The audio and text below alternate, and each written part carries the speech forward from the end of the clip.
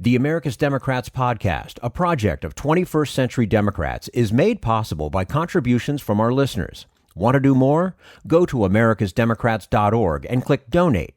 And thank you for allowing us to be your voice. And if you enjoy the show, please share it with your friends on Facebook and Twitter, and leave us a review on your favorite podcast app. This is the America's Democrats podcast, the weekly podcast for stand-up Democrats. I'm your host, Jim Cuddy. This week, Richard Cordray, former director of the Consumer Financial Protection Bureau, talks about his new book, Watchdog, how protecting consumers can save our families, our economy, and our democracy. Jeff Madrick, author of Invisible Americans, The Tragic Cost of Child Poverty, on what government gets wrong about child poverty and how to get it right. Plus, Bill Press talks with Dana Milbank about what the White House should be doing about the coronavirus outbreak. Had enough of Fox News, the House Freedom Caucus, and Donald Trump? If you want the facts that you won't get from them or from the fake news sites of the alt-right, then stay tuned. Our sponsor, 21st Century Democrats, works hard to get everyday Democrats involved in returning our party to its roots and to success at the ballot box. Sit back and listen, then stand up and fight. And follow 21st Century Democrats on Facebook for all the latest progressive news. We're glad you can join us. Throughout his career, Richard Cordray has been at the forefront in the fight to protect consumers against fraud and abuse. His new book tells a compelling story about how government can play a powerful role in that fight. And we say hello to Richard Cordray, who served for 6 years as the first director of the Consumer Financial Protection Bureau. During his tenure, the Consumer Bureau brought enforcement actions that returned over $12 billion to 30 million Americans. Before joining the Consumer Bureau, Rich served as Ohio's Attorney General, where he and his team recovered over $2 billion for Ohio's retirees, investors, and business owners. He also served as Ohio Treasurer and as a state representative and as Ohio's first Solicitor General. Richard Cordray, thank you so much for joining us today on the America's Democrats podcast. My pleasure. And our pleasure to have you with us. Tell us about the origins of the Consumer Financial Protection Bureau. I mean, what particular alignment of stars allowed this to happen? Well, it was a classic example of an idea meeting the right moment.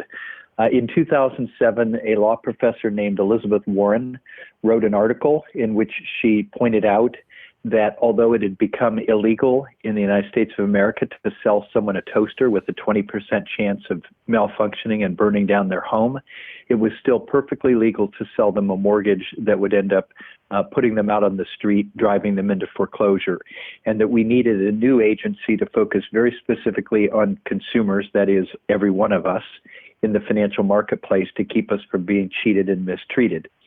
A year later, the economy melted down because of irregularities in the mortgage market.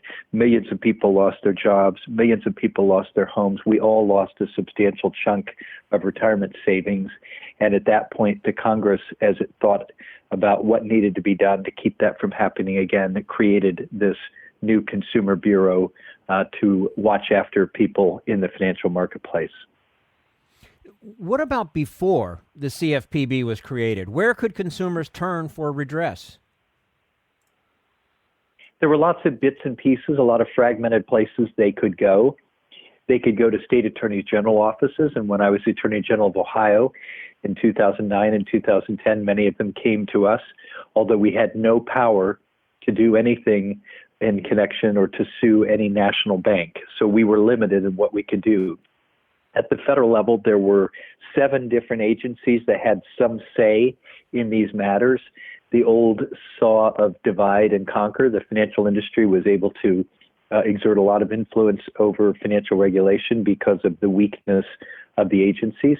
And that's why it was thought to focus this in one agency and give it the power to balance the marketplace, give consumers more weight in the marketplace, was thought to be a good thing, and I think it has proved to be a good thing. You know, one of the first things you did as director was listen. You asked people to tell their own stories about their experiences in the financial marketplace. How big was the response, and what impressed you about what you heard? Yeah, that's exactly what we did. And in fact, in my new book, Watchdog, How Protecting Consumers Can Save Our Families, Our Economy, and Our Democracy, which was released this week, I have an entire chapter, chapter 5, on what it meant to Americans to give them a voice that matters. We set up a system for responding to individual consumer complaints. People often find themselves frustrated because none of the big financial companies will give them the time of day, even bother to give them an answer, let alone any relief from a problem that they have identified. We did that over the time that I was the director. For the first 6 years, we eventually took in over 1.3 million complaints. There's a lot of places where people feel cheated or mistreated in the financial marketplace, and they didn't have anywhere to turn, but now they have the CFPB. And by the way, if you have a problem, you don't have to just grouch about it on your couch and absorb the loss. You can file a complaint at consumerfinance.gov with the CFPB, and they will work that complaint and see if they can get you relief if that's justified. Now, of course, we can't come close to going through all of the accomplishments of the CFPB, but we do want to talk about at least a few. One of those is certainly stronger safeguards against irresponsible mortgage practices. How has that changed lives for average Americans? It's changed life for average Americans in several ways. Number one, it was the mortgage market, after all, that broke the economy in 2008. Everybody acknowledges that now. And the pain and the fallout from that event, that recession that spiraled over several years, is still being felt in many communities across America. So putting in place new safeguards so that the mortgage market could not break in that fashion again was vitally important. The rules that we put in place to prevent some of the most irresponsible and predatory lending have fostered more confidence in the marketplace. They've improved the marketplace. People can be more sure of themselves now in getting the deal that they think they're getting and be able to count on that for many years, which, of course, a mortgage is a multi-year commitment. People have better information about the mortgage transaction. What we called know before you owe has been adopted in rules so that, for example, you get all the final terms of the contract to look over 3 days before the closing, so you're not surprised at the closing table and left with very little alternative if somehow new fees have been added on or changes have been made that you did not expect or were not disclosed to you. All of these things have been important.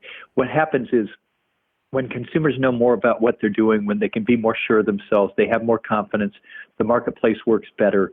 And also the good companies that are trying to be responsible are protected themselves against the cheaters who would take advantage of violations of law to get an advantage in the marketplace. That's important too. Speaking of cheaters, another remarkable accomplishment was the agency's investigation into Wells Fargo's illegal sales practices. You revealed outrageous behavior that resulted in the largest penalty the CFPB ever levied against a bank. How did it get so far at Wells Fargo, and was this a wake-up call for the entire industry? It certainly was a wake-up call for the entire industry. In fact, it's come out now. Once the Wells Fargo matter was concluded, we launched an investigation of the other banks to see if any of them were engaged in some similar practices. Some of those investigations have continued to be ongoing over the last couple years, and I believe that there will be more relief given against other banks. But just to set the scene, the outrageous practices you described were as follows. You take your money, you put it in a bank, you open a bank account or a credit card account, whatever it may be, and you assume and expect that they are worthy of your trust, that they will handle your money carefully and securely, that they will only do with it the things you want them to do with it, and that they won't use it and manipulate it for their own purposes. None of that was true at Wells Fargo. There were millions of accounts opened in people's names without their knowledge because that allowed employees to make their bonuses and executives to pump up the stock price by talking about how many products they were selling. That was outrageous behavior. It merited a huge penalty. We gave a large penalty, and we referred the matter for criminal prosecution to the Justice Department, which had that authority. We did not. And that has now resulted in another $3 billion action that was just taken. And this is a scandal that has mushroomed over time And what it shows is that the big banks still cannot be trusted to treat their consumers well without aggressive, careful oversight from the CFPB and others. We're speaking with Richard Cordray, former director of the Consumer Financial Protection Bureau, also author of Watchdog, How Protecting Consumers Can Save Our Families, Our Economy, and Our Democracy. Rich, the agency and you yourself were under fire from the beginning. What drove and continues to drive opposition to the work of the CFPB, and how did it affect your day-to-day work? I've never really understood why it is that protecting consumers has become so controversial, and I don't think it should be. I think should be a bipartisan issue where everybody understands that when you talk about individuals and families against large financial companies, that's a mismatch, and that we need to put some power back on the side of the consumer to balance the marketplace. When we don't do that, we can have the kind of irregularities that occurred that broke the economy in 2008. So it's very important for us to set a baseline of fairness in our society and to make sure everybody lives up to that basic minimum threshold, which they often don't. They too often don't. So I think that what's very important here is that people recognize that we're all consumers. We don't necessarily identify that as the major thing in our lives. We talk about what we do for a living. We talk about where we live, the community we live in, our families. But we are all consumers. That's important to our economic lives, how we handle credit and how people treat us in the marketplace, that we're able to get the deal we expect, that we aren't being taken advantage of. And I think that over time, the controversy will fade here and people will begin to recognize more and more this is important work. It should be done. And all Americans deserve to have somebody standing on their side in this manner. And I think it's quite important. Absolutely. And on the other side of it, who were your allies along the way? That's a great story because the allies for the Consumer Bureau there are groups, typically nonprofit groups around the country who are consumer advocates. They recognize the importance of this. They've been talking about it for years, often unheard or ignored. They are standing up for people every day, trying to help people who are in danger of foreclosure, help people who are being harassed by debt collectors. They're in our communities. These are the groups that made up Americans for Financial Reform. That was the umbrella group who got the consumer agency created in the first place and fought very hard to see to it that it was a tough agency with the power to make a difference for Americans. But those consumer advocates around the country are the unsung heroes in all of this. And every day they sit down with people elbow to elbow and help them understand their problems and help them out of difficult situations. And they're a lifesaver for many Americans. Do you get the sense that with the creation and accomplishments of this agency, that there is a new sense of empowerment among financial consumers? I hope and expect that there is. I think changing consumer behavior is something that takes time. Just as changing any broad behaviors in our society takes time. But I think when you have a cataclysmic event such as the financial crisis and the deep recession that hit America in 2008, 2009, the reverberations of which are still being felt today more than a decade later, that does cause people to rethink. I think people have been more careful about handling credit in the years coming out of the crisis. Over time, memories fade. But the other thing that I think is quite important that we have not done well in this country is we have not ensured that our young people going out into the world, out on their own to manage their own finances, have the kind of foundation of financial education to handle those responsibilities well. We have now for 150 years focused in this country on making sure that people can read and write and do basic numeracy. And over time, we have really improved our numbers on those important basic skills. But what we haven't done is focus in the same way on educating people on personal finances, how to manage their money. That's something that all of us need to know, regardless of what we do in life, regardless of how we work for a living. We need to be able to manage our finances, and if we can't do it well, we and our families will be hurt and will be behind the eight ball all through our lives in terms of managing our opportunities and building our futures. So We need personal finance education in every state and every local school district across this country. It has to be a non-negotiable thing, and we need to continue to promote that and ensure that we can do better in that. Other countries are doing better than America in this regard because they've started to put in the kind of sustained effort over a period of years that is what makes a difference. It's easier to teach somebody when they're young versus when they're old, too, right? I mean, it just makes sense to have it in every school system. Start them as young as possible. Well, what I would say is if you don't give people a basics in financial education, they're going to go out into the world and they're going to repeat the same mistakes that people have made before them. The whole point of education is to learn from others, not to have to absorb the same losses or the same crises because you just didn't know what you might have known and you might have been able to head things off. So if we're going to talk about educating people, that's all about making sure that you can learn the lessons that others learned before you without having the same costs to bear that they have had to bear. Yeah, absolutely. Now, before we let you go, recently the Supreme Court heard a case about whether the president should be able to fire the director without cause. You were in the room for arguments. Tell us what's at stake with this case. There's several things that could be at stake with this case. It could be the independence of federal agencies that deal with issues like the Federal Reserve sets the interest rates, the Consumer Bureau protects consumers, the Federal Communications Commission helps us, be protected against harassing, unwanted robocalls. There's lots of different parts of the government that have pieces of this. The court is trying to decide whether the head of any of those agencies, whether it's one person or several people, can be protected from removal so that they're only removed for cause, which is true in a lot of workplaces around the country, or whether they can be removable at will at any time by the president.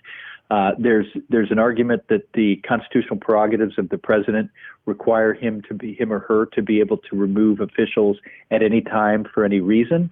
There's also a good argument that Congress over the years has imposed some conditions on that power to protect it from being misused for naked political purposes. And that's the argument in front of the court. They will decide this case by the end of June. My guess is that they will modify the tenure provisions for the director of the CFPB, but otherwise allow the agency to continue to operate as it should, carrying out its important role of protecting consumers in the financial marketplace. Again, that is protecting every American, you, me, and everybody listening in the financial marketplace, which we badly need. Richard Cordray, former and first director of the Consumer Financial Protection Bureau, joining us today on the America's Democrats podcast. His book, Watchdog, How Protecting Consumers Can Save Our Families, Our Economy, and Our Democracy. Rich, thank you so much for your time with us today. We certainly appreciate it and look forward to having you back again with us soon. Thanks. And this is the America's Democrats podcast, the weekly podcast for stand-up Democrats.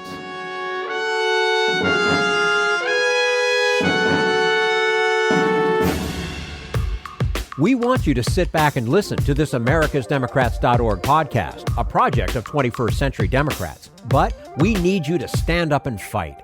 Do you want to get involved and help get our party back to its roots and to success at the ballot box? You can make your contribution to help us keep this show going and to elect Democrats who will stand up for democratic principles. Go to americasdemocrats.org and click on Donate at the top of the page. Social Security measure. I believe that we must pass legislation to provide medical care.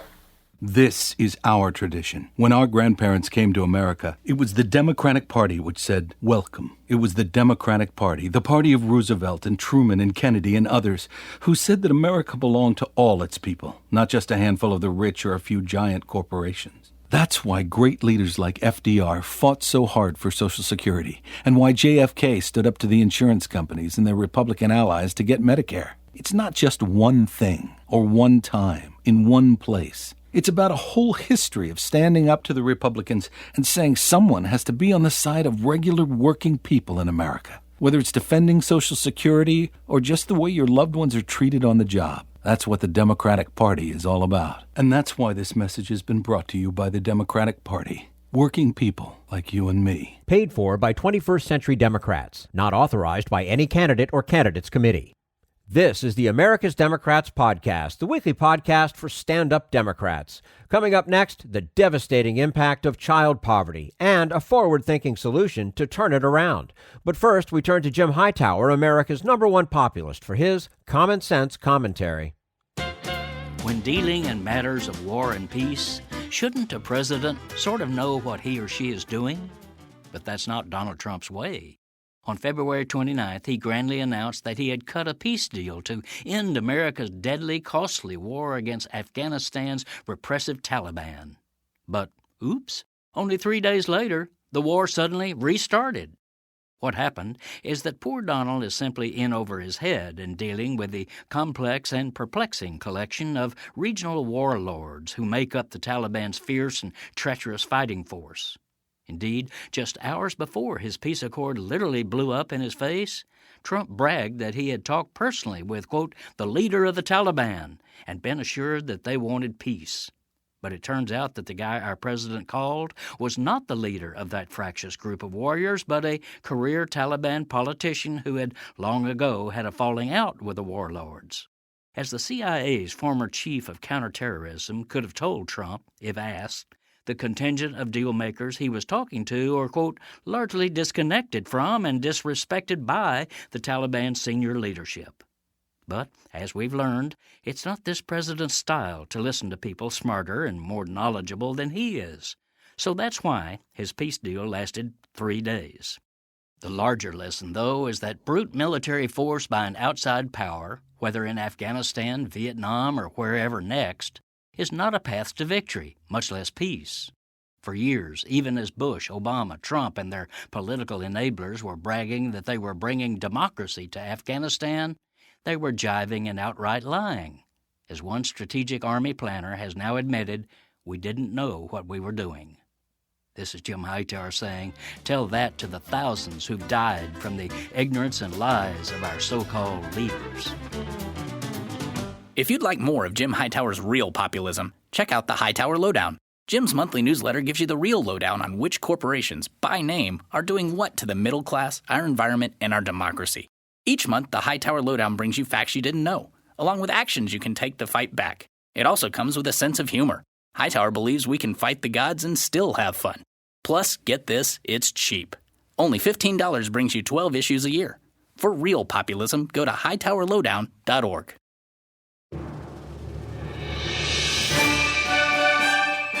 This is the America's Democrats podcast, the weekly podcast for stand-up Democrats. In his new book, author and veteran journalist Jeff Madrick sheds a necessary light on the unseen reality and irreparable damage of child poverty in America. He says it's an issue too few Americans understand or even acknowledge. And we say hello to Jeff Madrick, Senior Fellow at the Century Foundation and Director of the Bernard L. Schwartz Rediscovering Government Initiative. He's also editor of Challenge Magazine, visiting professor of humanities at the Cooper Union, and author of numerous books. His most recent, Invisible Americans, The Tragic Cost of Child Poverty. Jeff Madrick, thank you so much for joining us today on the America's Democrats podcast. My pleasure. And our pleasure to have you with us. This is a book about a problem in this country that should be seen as unacceptable by all Americans. Remind us of the extent of child poverty in America. Well, the official measure. By official measure, it's bad enough. 1 out of 5 children are officially poor. The official measure is almost unethical. It is so low. It should be higher. A decent measure would make it 1 out of 4 children, and if we measured poverty the way the Europeans do, it would be 1 out of 3 children who are poor in America. Reinforced by the fact that surveys show 1 out of 3 children suffer from some kind of material deprivation, hunger, poor housing, open wires, no internet, and so on. Mm-hmm. Your book reveals the pretty impact serious. of poverty. Go ahead. Just saying that is pretty. I really want to emphasize how serious that is. 1 out of 3 children, 1 out of 4 at the least, are damaged by poverty. There is a mountain of evidence to show that being poor as a child damages you cognitively, emotionally, curtails your prospects in the job market. Often the people wind up incarcerated, which is dreadful for them, and a cost for us because we lose them as productive workers. It's very difficult to be a poor child. They suffer. They're in pain. They need our help, and it's not their fault. Your book reveals the impact of poverty on children's lives, and it's hard to cover in one interview. What is it that you believe many people don't know about the impact of poverty on children? Here's what I found in doing and researching this. Many people simply don't believe there are poor children in America. They don't believe the government numbers are right, and even if the government numbers are right, these kids can get by. It's simply not true.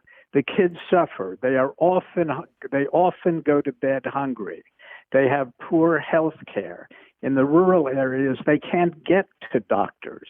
They have emotional problems because their parents are either working or under stress.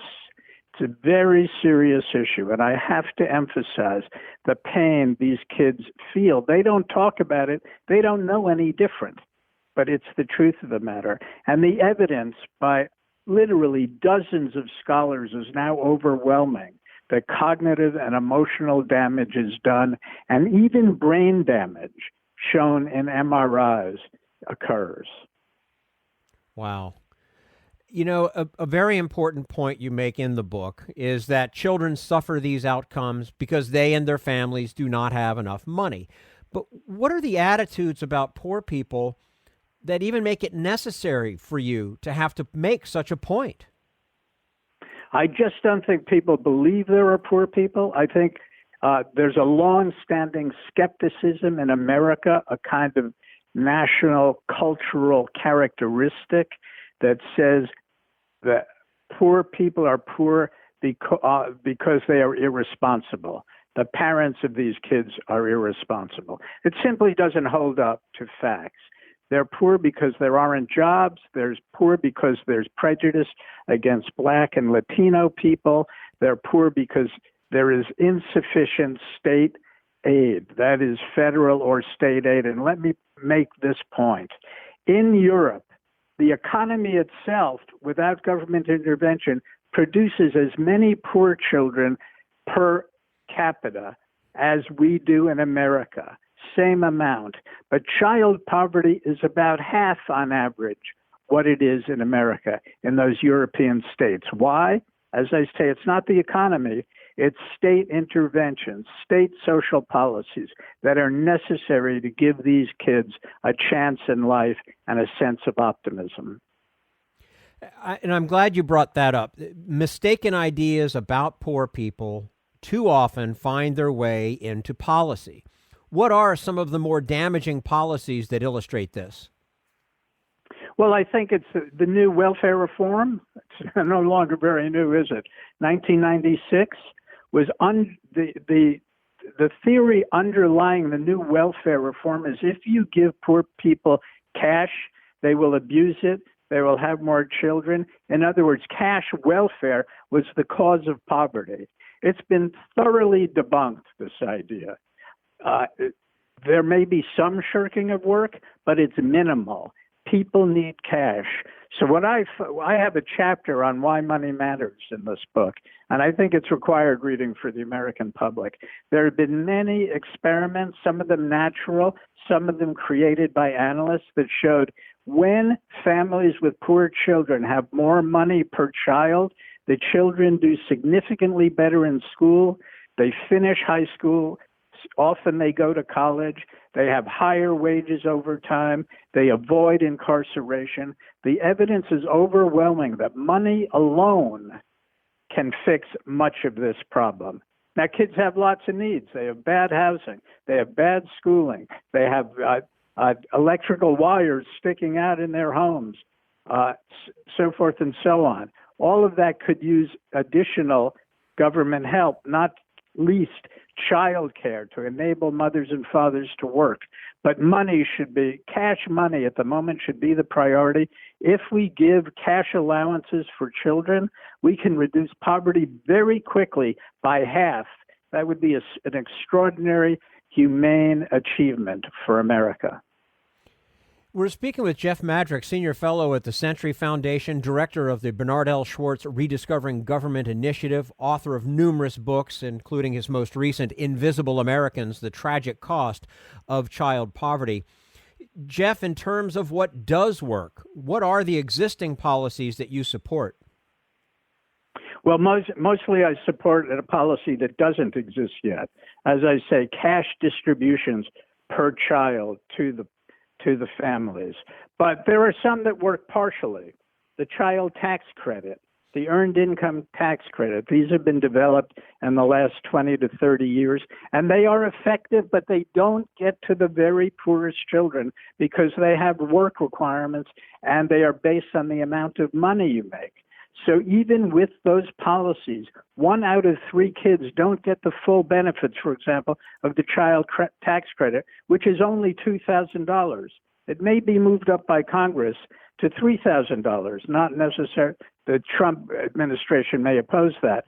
$3,000 is a minimum. I think we have to go to $4,000 a month to get these kids into shape and create a decent life for them. So we are not nearly there compared to our major industrial democratic competitor nations. Your book presents a new idea to help children in poverty. It's described as a subset of universal basic income. So describe to us how that would work. Exactly. That's what I've been talking about. Cash distributions. My own preference would be $300 to as high as $500 a month. Canada that would be $6,000 a year. Canada has $6,700 per child, younger than 6, I believe, younger children who need it more, and $5,500 for those older than 6. So we're way out of the ballpark right now with a $2,000 child tax credit. I would like to distribute monthly to families $300 to $400 a month. That would be taxable, so we should give it to all children, not just poor children. Eliminate the difficulty of the paperwork and the proof of poverty. But that money would be taxable. So people who make more money will have to pay income tax on those allowances. The total of that, according to analysts, would come to $100 billion a year. That is not a big package for cutting child poverty by half.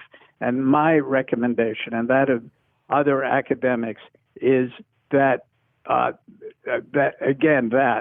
you could cut child poverty in half for $100 billion. Used to be. Now, one other aspect of my policy would be these are unconditional allowances. Used to be people who thought about this wanted to put conditions on these allowances. You have to send your kid to school. You have to go to medical appointments and so forth. I think that's patronizing and demeaning. Parents know how to take care of their kids. They sometimes have stress. They're sometimes indeed alcoholic, so they have problems.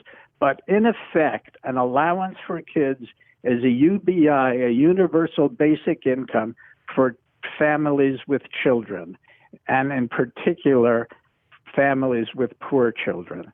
I advocate that very strongly. Now, you've cited examples of this policy being put in place in other countries. Have we learned, or what can we learn from their example? They've been very successful, and indeed, that's why academics have climbed aboard this idea. I started writing about this. I did an op-ed piece in the New York Times 4 years ago calling for these kinds of child allowances. Not all academics were aboard on this. Not even all moderately liberal academics wanted conditions. They have shifted over in the last few years. The consensus among responsible academic and analysts is that they took a look at how these cash allowances were working in Europe, and concluded we need these kind of cash allowances here. People spend the money, the data show, on their kids in Europe, and they will spend the money here. Parents care about their children, and some money, this kind of money will reduce stress on parents, will give them breathing room to think about buying to invest in their children, their scholarship, their books, going to zoos, going to museums, going to the park, having some athletic equipment. All of this, I can't tell you how beneficial this would be and how important it is for America to move in this humane direction. We need this for our country. Hey, one other thing, okay? Cost Sure. of $1 trillion child poverty in the most recent analysis by reputable, I'm not talking about left-wing economists, middle-of-the-road economists say it costs this economy, that is all of us, a 5% of the economy a year, $1 trillion out of our pocket, because the kids don't become productive workers. The kids need social policies later in life. They use more unemployment insurance. They use more welfare, more food stamps, and so forth. They may go to jail, and going to jail removes them from the population of workers. 5% of the economy. $100 billion is a heck of a lot less than the $1 trillion the problem causes. Absolutely. Now, of course, there would be resistance. There will be resistance. But are you seeing any potential political support for this idea?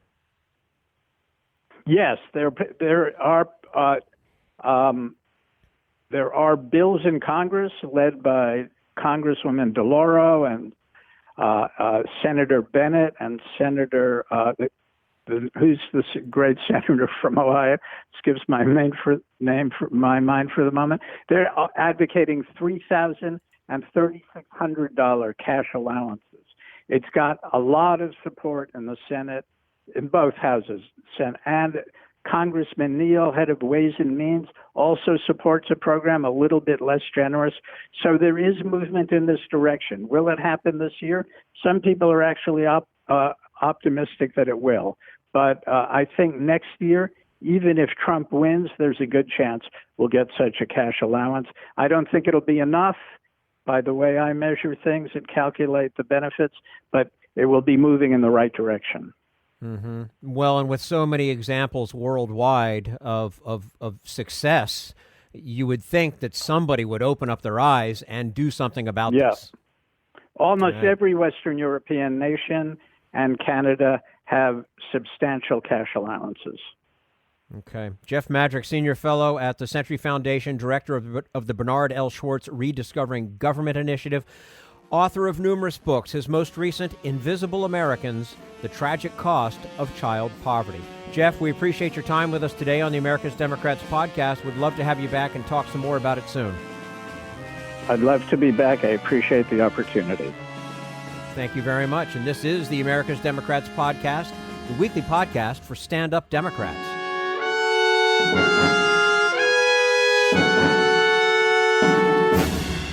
We want you to sit back and listen, but we need you to stand up and fight. Help get our party back to its roots and to success at the ballot box. Make your contribution to keep the AmericasDemocrats.org podcast, a project of 21st Century Democrats, on the air, and help elect stand-up Democrats. Go to AmericasDemocrats.org and click on Donate at the top of the page.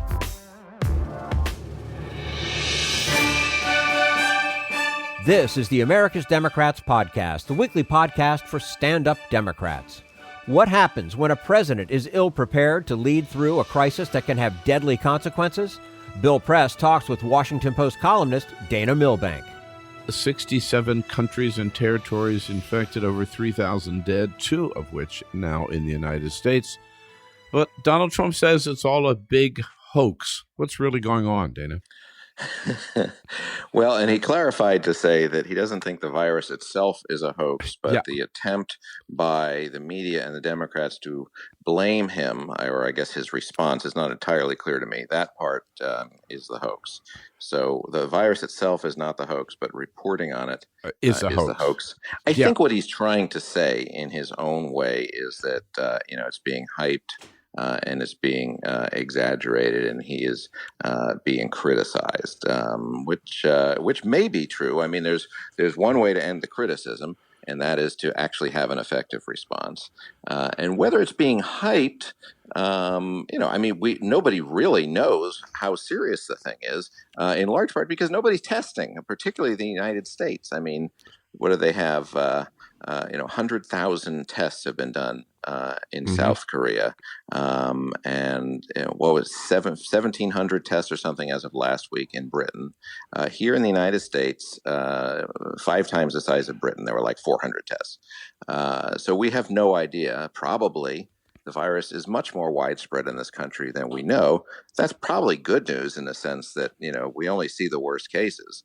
So it probably means a lot of people are getting it and they don't even know they have it. So if that's the case, then maybe it's not so lethal. That would be probably the best case.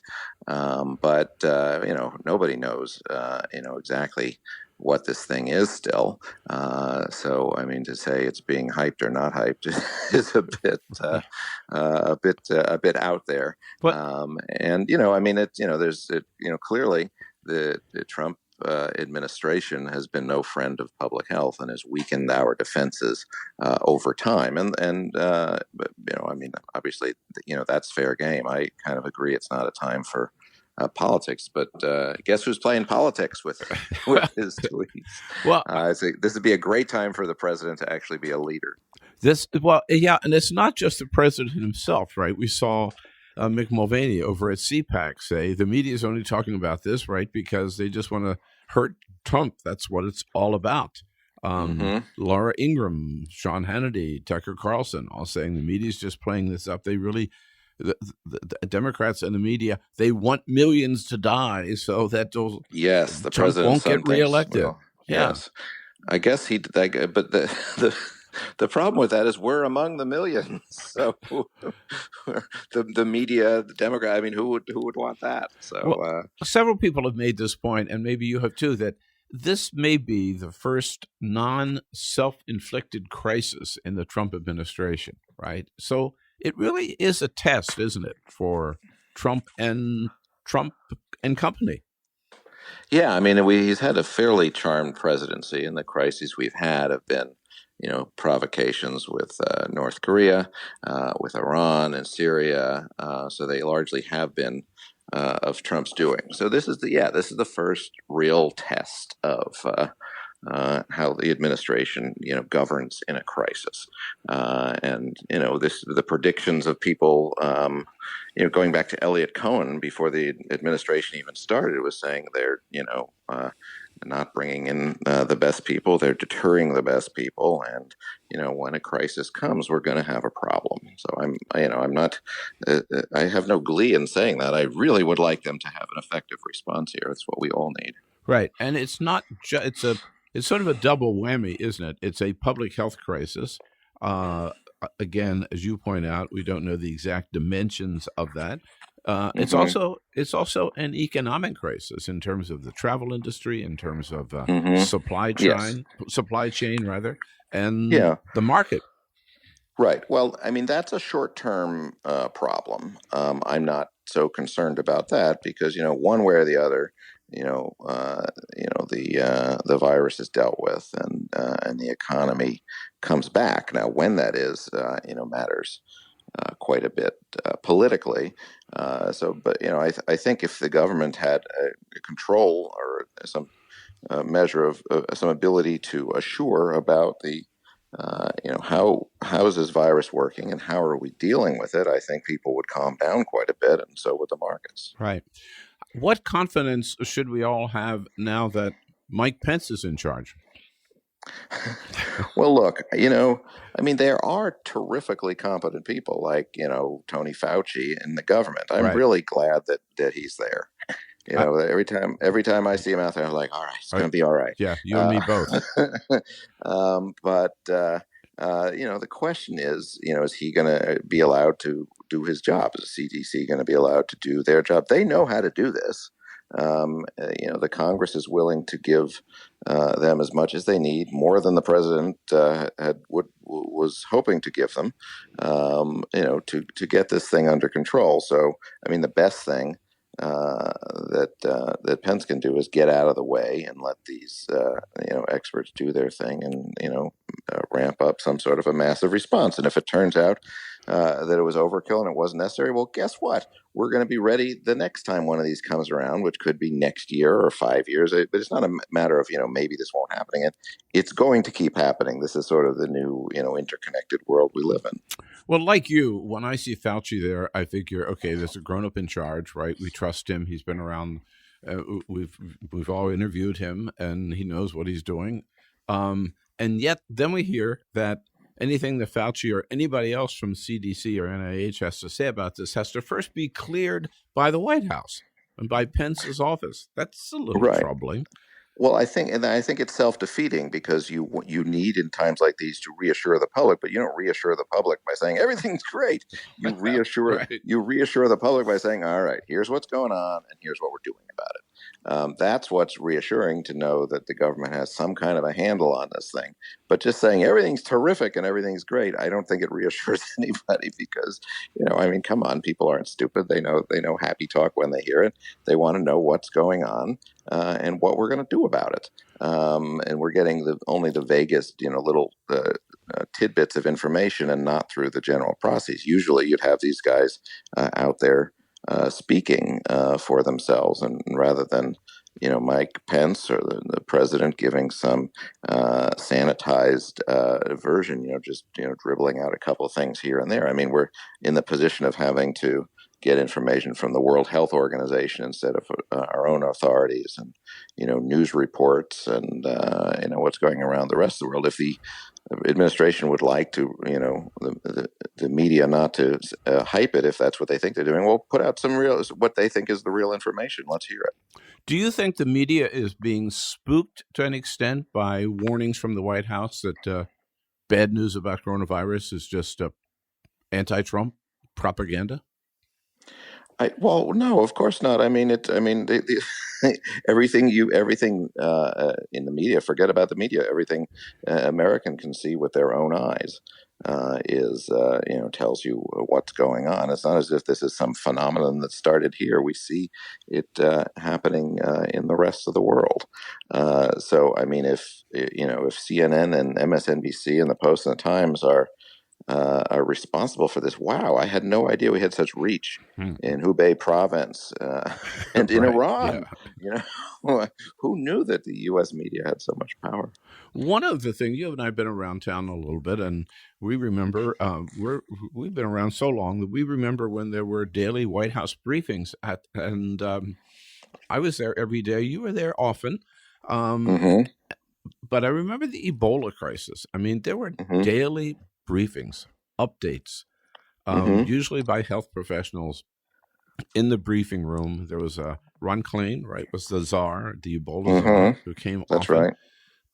What a difference, right, between the way that the Obama administration handled Ebola and the Trump administration is handling the coronavirus. Yes, and that's what I'm talking about in terms of assurance, that the government's sort of leveling with us, saying what they know and what they're doing, as opposed to, having, I mean, it's curious that the president wants to have his face attached to this at all moments. I mean, he seems unable to let the spotlight go on to somebody else, but not realizing, of course, it would be better for him to let the spotlight actually go on to some professionals.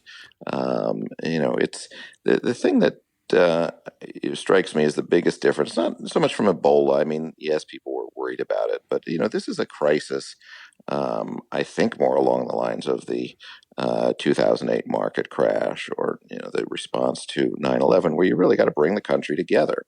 And instead, we've got a president who's, holding political rallies and using crazy words like hoax, and putting out misspelled coronavirus tweets, and, the ludicrous animated videos about him beating up on his opponents. I mean, there's a time for that, and it isn't now. Actually, I'm not even sure there is a time for that, but it certainly isn't now. Right. Yeah. Well, what might have worked for the Mueller investigation, right, or for the impeachment hearings, it's not the same strategy you use in responding to the coronavirus crisis that we're facing right now. Well, there's one aspect of it, Dana, which and I read you and love your work, but I must hold you responsible. And it's something that Mick Mulvaney mentioned at CPAC. I think I've read every one of your columns. Maybe I was out of town and I missed one, Dana, but I don't remember the column you wrote about the loving, caring relationship that Donald Trump has with his son Barron. And why not? I'm waiting for my interview. They haven't returned my call, Bill. I'm ready to do that piece. I'm ready to do it. I mean, wasn't that, first of all, I do think that first children of the White House should be out of bounds and have always been considered out of bounds, and Barron among them. Well, unless they're grown personalities who are political figures themselves. Of course, yes, like Donald Jr. And Ivanka. Yeah, right. Oh, yeah, that's fair game. But yes, no, that's pretty much how it's always been, and we're always careful about how you mention the kids. But I mean, there have always been stories about them. But yes, usually they're authorized, shall we say? Right, and they ask us not to write about them and to respect their privacy, which we always have. And then for him to come out and basically slam the media for not writing stories. But I must say, I don't know about you, I have never seen any evidence of Donald Trump taking Barron out to a ball game or to a bookstore or to a movie or for ice cream. Yeah. Well, I think he didn't he take him to the World Series with all of his other aides?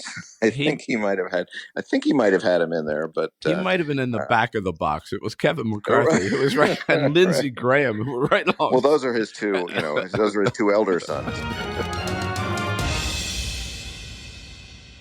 Bill Press talking with Washington Post columnist Dana Milbank. If you'd like to hear the entire interview, visit BillPressPods.com. And that's all for the America's Democrats podcast. Thank you to all who made today's show possible. Richard Cordray, Jeff Madrick, and the entire Bill Press team. And thank you for listening. If you liked what you heard, please get involved in our efforts to keep this show going and to elect Democrats who are bringing the party back to its roots. Go to americasdemocrats.org and click on Donate at the top of the page. And be sure to find 21st Century Democrats on Facebook and Twitter, and leave us a review on your favorite podcast app. For the America's Democrats podcast, I'm your host, Jim Cuddy. We want you to sit back and listen, but we need you to stand up and fight. Join us. Support the americasdemocrats.org podcast, a project of 21st Century Democrats, and help elect Democrats who will stand up for democratic principles with your contribution today. Go to americasdemocrats.org and click on Donate at the top of the page.